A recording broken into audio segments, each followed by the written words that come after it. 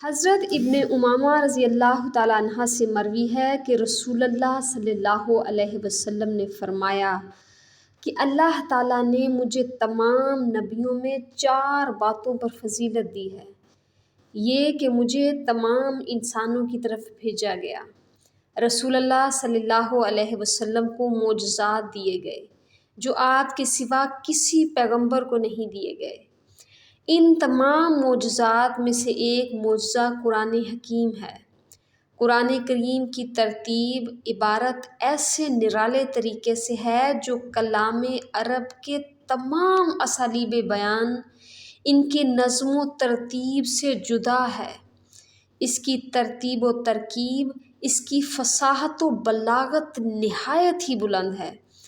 اہل عرب نے جب قرآن کی حقیقت سے انکار کیا تو پھر اللہ رب العزت نے قرآن کریم کو تسلیم کروانے کے لیے مشرکین سے فرمایا کہ جاؤ اور قرآن کریم جیسی 10 صورتیں از خود بنا لاؤ، لیکن لوگ نہ لا سکے۔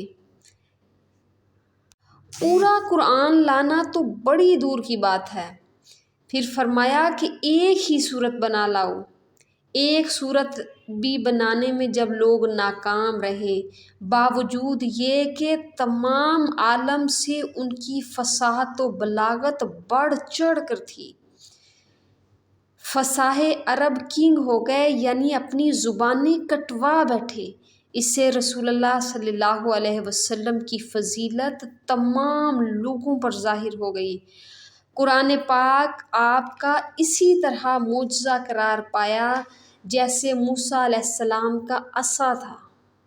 اس کے علاوہ دوسرے معجزات جس میں حضور کی انگلیوں سے پانی کا چشمہ جاری ہو جانا، تھوڑا کھانا بکثرت لوگوں کے لیے کافی ہو جانا، زہریلی بکری کے اعضاء کا یہ کہنا کہ ہم کو تناول نہ فرمائیں، ہم زہریلے ہیں، رسول اللہ صلی اللہ علیہ وسلم کے معجزے ہیں۔ چاند کے 2 ٹکڑے ہو جانا، اونٹ کا کلام کرنا، کھجور کے تنے کا رونا، آپ کی جانب درخت کا آنا، یہ سب میرے نبی کے معجزے ہیں۔